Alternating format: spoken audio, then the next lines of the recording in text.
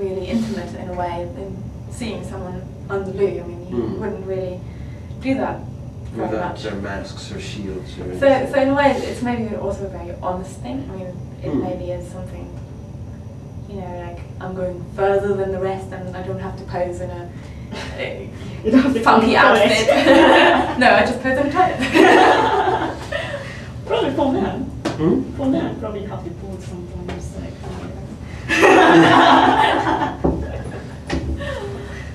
but I think to do something on the toilet, it's a bit promotion because everybody would be interesting if somebody did on the toilet.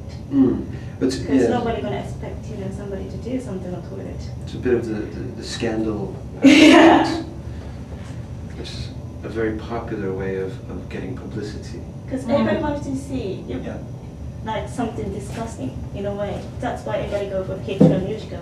Yes. Because they want to know how bad it is.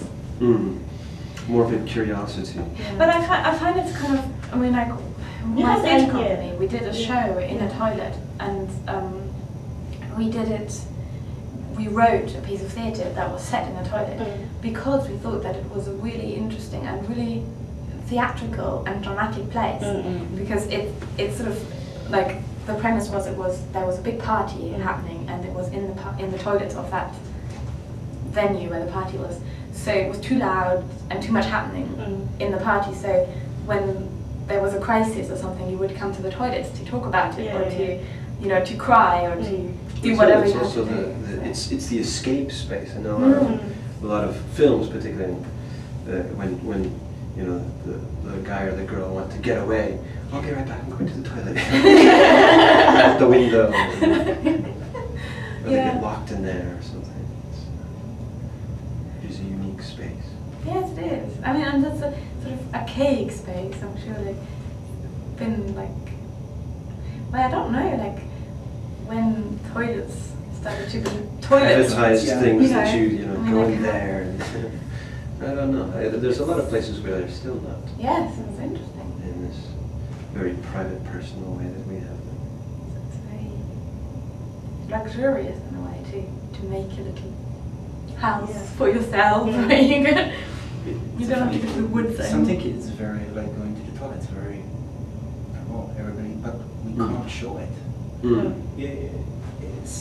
There is a dancer in Montreal. She was naked, walk on stage, have a glass of water, and pee in a bucket. Wow. And the sound of it, that was a metal bucket, and but she destroyed it all. Nobody go to contemporary dance anymore because of the beginning of the 80s, and it was like all the theater were empty after that because she destroyed everything what they tried to promote that was nice, and people, it's your first show, you're going to see a contemporary dance show, so they pee on stage. That's too much for me. But it's a very interesting thing to show be honest. And the fascinating thing is that sort of looking behind the curtain to see the real human experience, not just the pretty one with the makeup on and with the nice, well-behaved, but looking at every aspect of human experience. And some of it is stuff that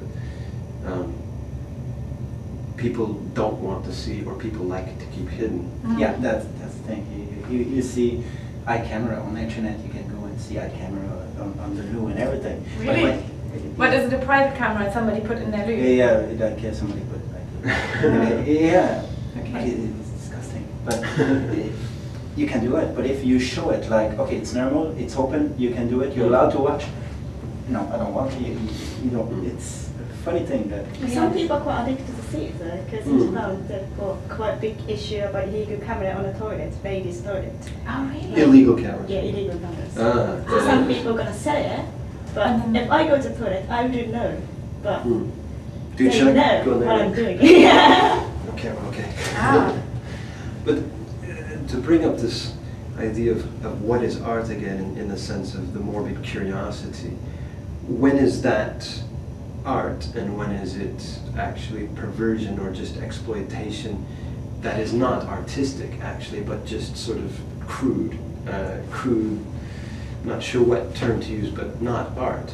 You know, someone putting a an illegal camera in a woman's toilet so that they can watch it in their private space. Well, that's exploitation because the victim doesn't know about it, but if the artist chooses to confront their audience with it, then you own it and kind of... But is it art if, for example, is it art to put a camera inside a toilet and ask people to go and use the toilet and then project that to an audience that is expecting or not expecting that? Is that art? Is it, I mean, where is the, one thing that's very different between, to backstep one thing that is very different between maybe contemporary art and art from another era is skill.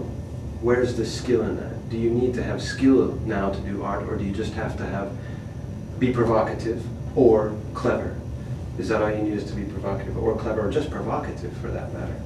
Is being just provocative art, or is it just being provocative and audacious? And I think it depends.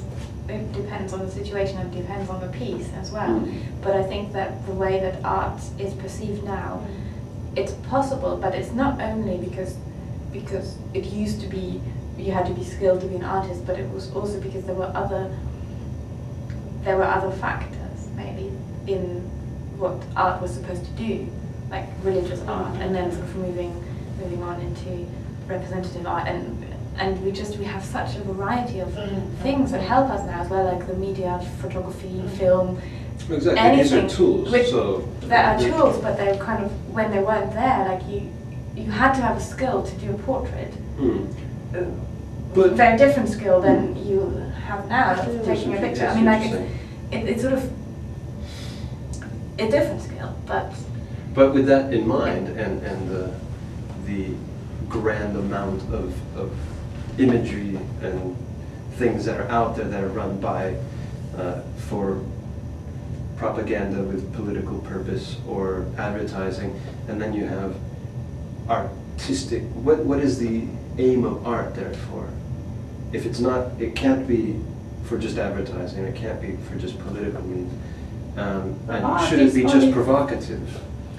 But the art is only for self-expression, so like it can be anything. If I wanted to say something Portugal, okay, for me, Portugal isn't going to be my aim, but probably you want to say something about something else, so it's going to be different for you. So it's going to depend what I want to do in my art or in my life. But isn't it also like that's the effect that you have? I mean, it's, on the one hand, it's communication. So you have something that you want to communicate in some way to an audience, and you communicate that. But in order to communicate, you kind of provoke a change in the person looking at it. So really, it's change.